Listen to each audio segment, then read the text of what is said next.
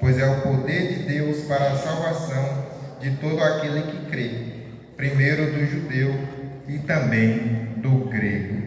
Amém? Eu peço que os irmãos repitam após mim. Eu não me envergonho do Evangelho.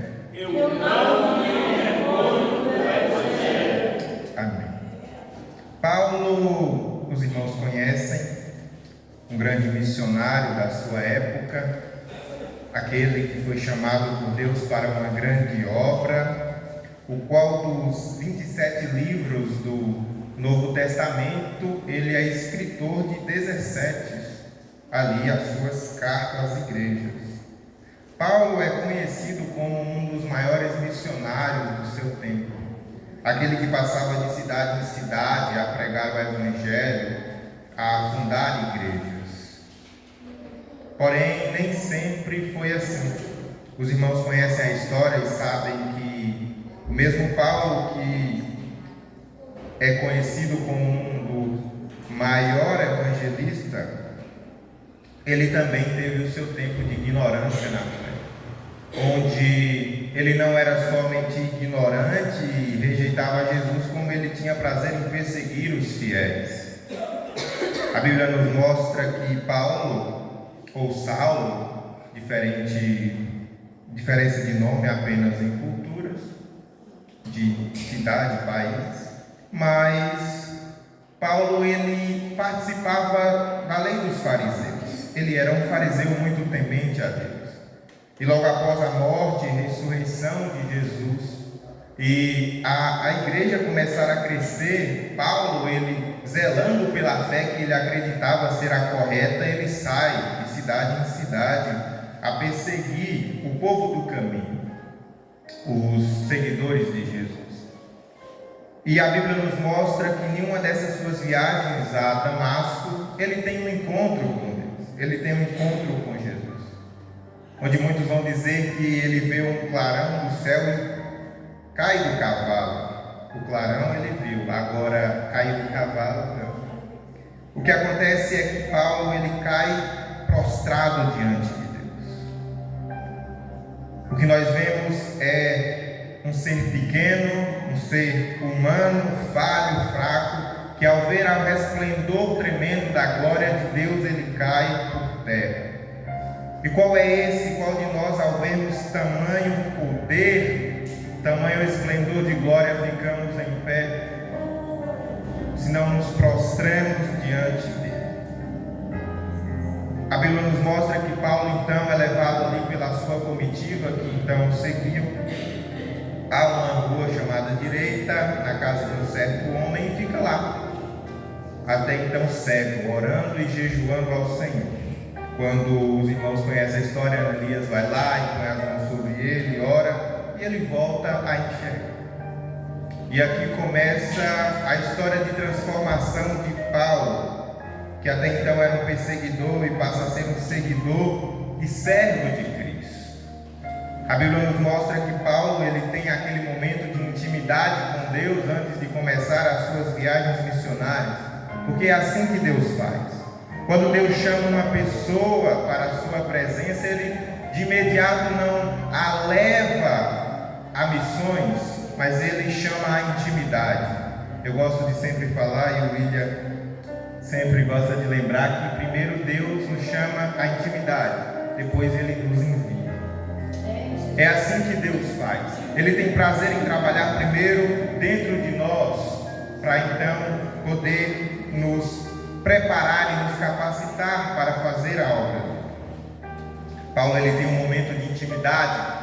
Paulo, ele depois já começa as suas viagens, e em cidade, a Bíblia nos mostra que ele chega, prega o Evangelho, pessoas se convertem, igrejas são fundadas, diáconos, presbíteros são estabelecidos em cada local, e então ele segue em viagem.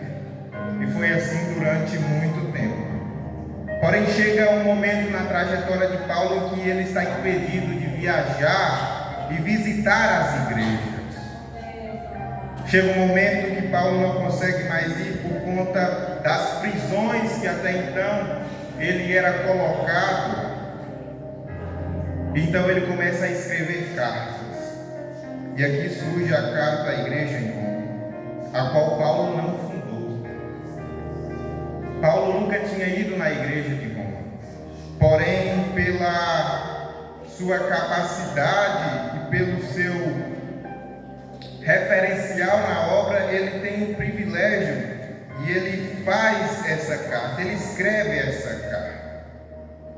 Paulo, ele escreve essa carta no intuito de instruir os irmãos, porque falsos mestres já haviam chegado na igreja e tentado opor os irmãos, tentado colocar os irmãos a se oporem à doutrina de Paulo e ao próprio Paulo.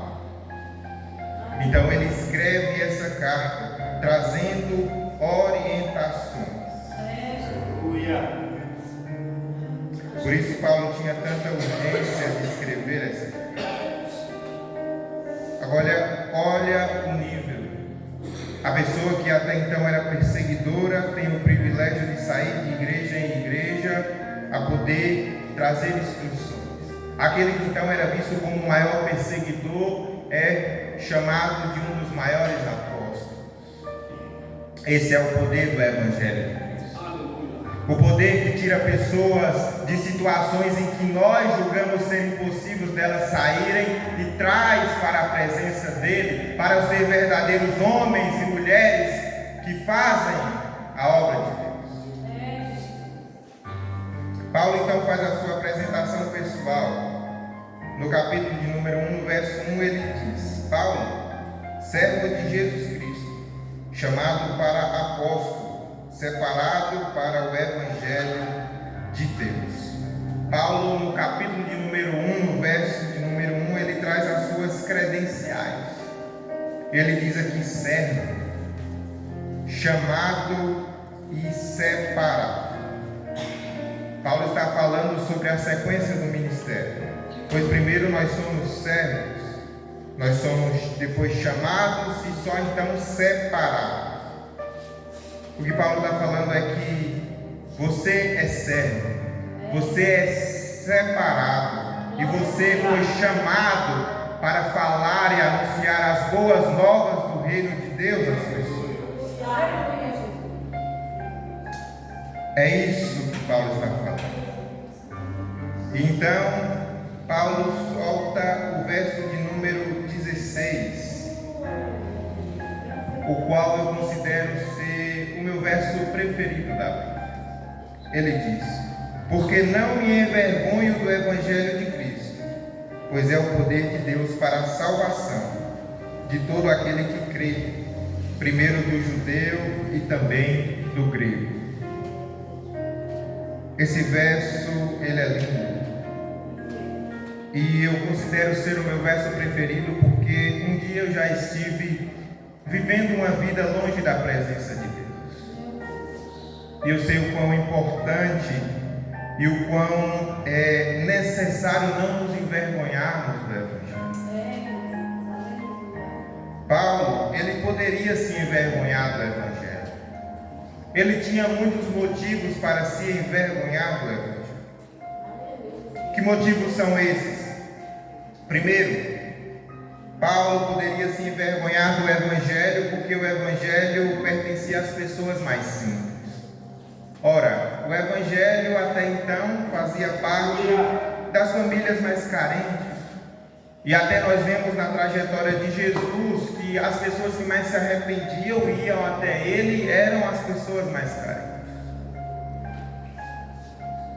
O Evangelho nasce em um povo judeu que é visto como escravo, pessoas simples. Porém, mesmo assim, Paulo não se envergonha do Evangelho. Segundo, Paulo não se envergonha, Paulo poderia se envergonhar do Evangelho, porque as pessoas que falavam do Evangelho eram perseguidas. E o próprio Paulo, ele mostra as suas perseguições e o tanto que ele sofria ali por ser fiel a Jesus. Porém, Paulo não se envergonha do Evangelho. E nos nossos dias é um pouco diferente. A perseguição existe, mas ser crente tem se tornado um status, tem se tornado meio que uma moda. Deixa eu te falar uma coisa. Servir a Jesus é muitas vezes sofrer perseguições. Servir a Jesus muitas vezes é chorar triste mesmo. Porém é assim que o Senhor vê aqueles que realmente são fiéis a Ele. E Ele recompensa aqueles que o buscam de todo o coração. Paulo poderia se envergonhar do Evangelho, terceiro, porque o Evangelho fala de um judeu de Belém, que nasceu em Belém, que morava na Galileia e que morreu de cruz. Para alguns aqui seriam apenas um resumo da vida de Jesus, mas para a gente que gosta de estudar, a gente vê o quão significativo isso é. O Evangelho fala de um judeu. O povo judeu eram escravos até mesmo do povo ao qual Paulo está escrevendo essa carta, escravo dos romanos. Paulo poderia se envergonhar do Evangelho, porque o Evangelho fala de um judeu, um povo que era visto como a escória da sociedade. Jesus, ele nasce em Belém, só mais um lugar no mapa, e ele morava na Galileia. Jesus morava no que, se fosse nos nossos dias, nós chamaríamos de favela, onde só tinham os piores. Paulo poderia se envergonhar do Evangelho também por causa disso, porque o Evangelho também fala de um judeu de Belém que morava na Galileia e que morreu de cruz. A morte de cruz era vista como uma das mortes de criminosos, das piores mortes, que só as pessoas realmente que eram para ser humilhadas morriam. E poderiam chegar a Paulo e dizer assim: Paulo, você é mesmo adepto ao Evangelho, você mesmo serve a esse Evangelho que tem tantas características ruins. Porém Paulo sabia para que tinha sido chamado. Porém Paulo entendia a mensagem da cruz. Porém Paulo sabia que para o mundo isso aqui era motivo de se envergonhar, mas para ele era motivo de esperança. Porque um dia ele encontraria com aquele que lhe trouxe salvação. Paulo poderia se envergonhar do Evangelho por esses motivos, mas ele não se envergonha. E por que ele não se envergonha? O próprio verso de número 16 já deixa claro. Primeiro, porque Paulo não se envergonha do Evangelho, porque o Evangelho é de Cristo. O Evangelho fala de Cristo. Paulo não diz assim: eu não me envergonho dos evangelhos. Paulo diz: eu não me envergonho do Evangelho, porque só existe um Evangelho verdadeiro. Talvez tentam falar para você aí: não, mas existem outros deuses. Talvez tentam dizer para vocês aí que existem outras formas de adoração, mas só existe um único Evangelho verdadeiro. Só existe um único caminho que leva à salvação, que leva à vida eterna. O nome dele é Jesus Cristo. O Evangelho fala do próprio Deus. Os demais deuses não existem. Só existe um verdadeiro. Por que Paulo não se envergonha desse Evangelho? Porque esse Evangelho fala do maior, do Criador dos céus e da terra. E ao estudar esse sermão, eu encontrei uma história bastante peculiar. A história dizia assim: havia um aluno muito tímido na sua sala de aula. Ele era daqueles alunos que não falava com ninguém, nem sequer tinha coragem de levantar a mão para fazer alguma pergunta. Mas um certo dia aquele aluno ele foi colocado como líder da classe, e mais, ele foi colocado como líder dos líderes de classes. E naquele momento ele começa a exercer dessa autoridade e começa a exercer a função que lhe foi colocada. E por diversas vezes ele era chamado até a diretoria e recebia instruções do diretor do colégio. O diretor do colégio passava a ele uma mensagem e ele tinha que sair de sala em sala a levar essa mensagem. E ele também tinha que sair muitas vezes ir a outros colégios para anunciar essa mensagem. E aquele aluno que até então era tímido, calado, ele passa a ir de sala em sala e começa a anunciar a mensagem que o diretor, ou seja, aquele que tem maior poder na escola, e ele começa a falar com desenvoltura, sem gaguejo, sem preocupação. E as pessoas, elas dão crédito àquilo que o aluno tímido está falando. Eu não sei se você entendeu, mas Cristo quer usar alguns alunos tímidos nessa terra. Cristo quer usar alguns alunos tímidos a levarem uma mensagem de ânimo, a levarem uma mensagem de salvação às pessoas. Foi derramado em você essa autoridade de poder proclamar as novas de Deus. Foi lhe dado a autoridade do alto, daquele que tem maior poder, para poder falar do amor dele às pessoas. E não tem o que há de se envergonhar, pois ele é soberano. Eu creio. Aleluia. Não se envergonhe do Evangelho, porque o Evangelho não vem de homem, mas sim do próprio. Paulo, ele não se envergonha do Evangelho segundo, porque o Evangelho é poder de Deus. Falar de poder à cidade de Roma é algo engraçado, pois Paulo está escrevendo essa carta à nação, à igreja da nação, a qual detinha o poder. Roma tinha o poder naquela época. A Grécia tinha a sabedoria e Jerusalém tinha a religião. Então Paulo está falando que o Evangelho é poder. Paulo está confrontando os romanos. Paulo está falando assim: o que vocês acham que é poder, eu tenho um poder maior dentro de mim. O poder de vocês é medido à base de armas de guerra, à base de violência, mas o meu poder, ele é um poder que vem da palavra de Deus. O meu poder é um poder que vem do próprio Deus. As suas armas são terrenas, mas as nossas armas são espirituais. Então o mundo tenta afrontar a nós, mas nós temos que entender que o maior poder está dentro de nós.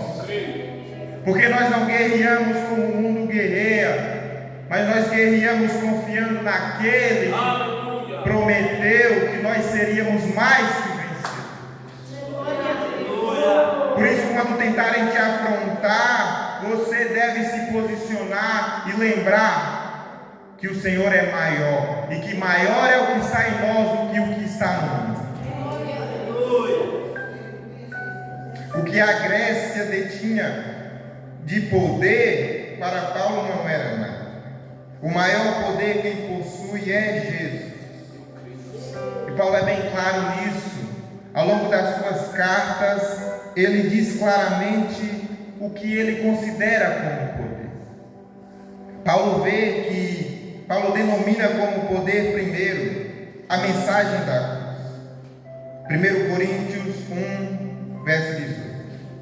Pois a mensagem da cruz é loucura para os que estão perecendo, mas para nós que estamos sendo salvos é o poder de Deus. Então, primeiro Paulo denomina como poder a mensagem da cruz, e logo após ele denomina como poder Cristo crucificado. 1 Coríntios, capítulo de número 1, verso 23 e 24. Nós, porém, nos pregamos a Cristo crucificado, o qual de fato é escândalo para os judeus e loucura para os gentios, mas para os que foram chamados, tanto judeus como gregos, Cristo é o poder de Deus e a sabedoria de Deus. Então Paulo denomina poder a mensagem da cruz, Cristo crucificado, e no verso que nós lemos, o Evangelho. Então, se a mensagem da cruz é poder, se Cristo crucificado é poder, e se o Evangelho é poder, nós temos que entender que não existe Evangelho sem Cristo, e não existe Cristo sem cruz. O que é isso? Pregar ao Evangelho é pregar Cristo e este crucificado. A mensagem do Evangelho é essa. E muitas vezes nós corremos o erro de, ou ao evangelizar, ou ao pregar uma mensagem, a gente se inspirar em um personagem, falar 40 minutos sobre o personagem e fazer um apelo. Prega 40 minutos sobre Moisés e faz o apelo. Quem quer aceitar Jesus? Não seria mais fácil dizer quem quer aceitar Moisés? O que é isso? É que a mensagem da cruz, o Evangelho, é Cristo crucificado. E não é errado usar outros personagens bíblicos, mas é entender que na Bíblia toda a história leva a Jesus. Que todo o caminho bíblico leva a Jesus. Não é que todos os caminhos levam a Deus, não. É que todas as histórias e todas as palavras descritas nesse livro têm um único caminho. O que é isso? É você começar falando de algo, mas no final apresentar a Cristo. É você chegar a uma pessoa e falar sobre algo, mas no final trazer a palavra de salvação, que é Cristo. Existem muitas pessoas por aí que causam um alardeio nas pessoas, que trazem notícias horríveis e fazem de serviço que é trazer medo às pessoas. Porém, nós como igreja do Senhor, nós devemos apresentar a parte ruim, mas no final apresentar Cristo, que é a salvação, que é aquele que perdoa os pecados, que é aquele que um dia veio e morreu na cruz para nos trazer salvação. E esse tem prazer quando um pecador se arrepende. Quando nós pregamos, nós falamos de outros personagens, mas no final temos que apresentar a Cristo.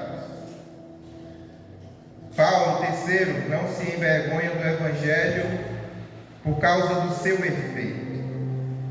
O Evangelho é de Cristo. O Evangelho é poder. Mas poder para quê? O Evangelho é poder para destruir? É poder para aprisionar? É poder para matar? Não. O Evangelho é poder para a salvação. O efeito do Evangelho é salvação. O Evangelho, ele transforma as vidas. O Evangelho, ele tira pessoas do lamaçal do pecado, do charco de lodo e traz para Jesus. Eu sou um exemplo claro disso, você também é. Sem Cristo nós não somos nada. O Evangelho, ele tira pessoas de uma vida horrível, tira pessoas de drogas, tira as pessoas de prostituições, tira pessoas de um mundo horrível e traz para a presença de Deus. E ao saber disso, e ao saber que um dia Ele me salvou, o meu coração tem que arder de vontade de trazer mais pessoas para Ele.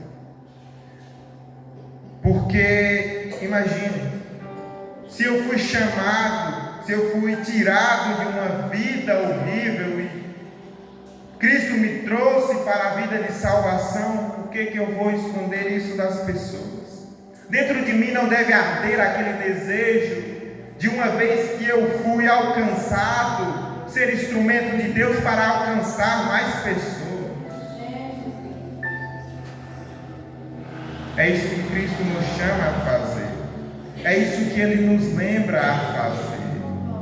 Porque passam-se os tempos e a nossa tendência é diminuir. A nossa tendência é parar de falar do amor de Deus. A nossa tendência é de até mesmo deixar de lado. Porém, Cristo está falando assim: lembre de onde você foi tirado. Lembre quem era você antes de conhecer a Cristo. Que assim vai arder dentro de você novamente a chama. Esse mês faz 4 anos que eu aceitei a Cristo. 4 anos que eu tomei a maior decisão da minha vida.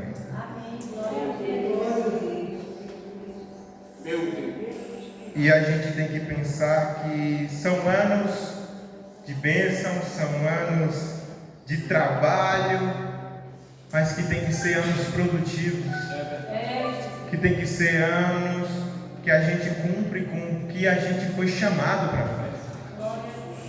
E o Senhor, Ele está te lembrando. E não somente você é responsável por isso, como lhe foi dado a autoridade. Não é à toa que Ele diz: ide por todo mundo e pregai o Evangelho a toda criatura. Foi-lhe dado essa autoridade. Deve arder dentro de nós esse desejo. E então eu encerro. Paulo, ele não se envergonha do Evangelho, porque o Evangelho tem o seu alcance. O Evangelho é de Cristo. O Evangelho é poder. O Evangelho tem o seu efeito, a salvação. E tem o seu alcance. Qual o alcance do Evangelho? Salvação de todo aquele que crê. Não é todo aquele que Ele escolheu. Não é todo aquele que Ele separou. Não é como se fosse para os magros, ou só para os gordinhos, para os altos, para os baixos, para o pobre, para o rico. Não, é para todos. Mas precisa crer. O alcance do Evangelho é esse. E eu acho interessante que Paulo, quando ele diz que o Evangelho primeiro é para os judeus e depois do grego, eu fico assim pensando, para uma pessoa fazer a aplicação desse texto e ver de uma maneira simples, é fácil. O Evangelho primeiro é para os judeus, certo? Para a linhagem de Jesus. Ele nasceu lá, primeiro é para os judeus, depois para os gregos, ou seja, gentios, que não fazem parte da linhagem de Israel, certo? Está certo. Mas eu vejo um pouco a mais desse texto. Quando Paulo diz que o Evangelho primeiro é para os judeus, eu vejo que Paulo está falando assim: o Evangelho primeiro é para a sua família. O que é isso? O Evangelho tem que ser algo para você inicialmente na sua casa. É como se Paulo estivesse falando assim: o maior campo missionário da sua vida é a sua família. Aí depois sim os gentios, as nações. E o Senhor, Ele quer te usar para alcançar os teus também. O Senhor, Ele quer te usar também para que aqueles que você tanto ama sejam alcançados pelo poder. Aleluia. E para isso nós precisamos pregar, interceder, chorar, dar bom testemunho que Cristo faz a obra nas vidas dos nossos, entendendo que Ele tem poder para operar e salvar. Aí você pode estar pensando, mas você não conhece aquele que eu tanto oro para que se converta. Você não sabe como ele procede, ou é difícil. para Deus não existe nada impossível. O que a gente denomina como difícil, para Ele não é nada. Se o maior perseguidor da igreja naquele tempo virou um dos maiores missionários do seu tempo, existe alguma coisa difícil para Deus? É o que uma vez eu vi o Samuel Mariano falando. Creia que todo mundo lá na sua casa vai usar terno e gravata. A minha família é prova disso. Até então só Josué era crente. E eu já contei isso aqui a vocês, aos irmãos. Mas no período de 8 meses toda a minha família foi alcançada. Creia que o Senhor alcança os seus também. E eu queria orar em prol disso. Pode ficar de pé nessa noite.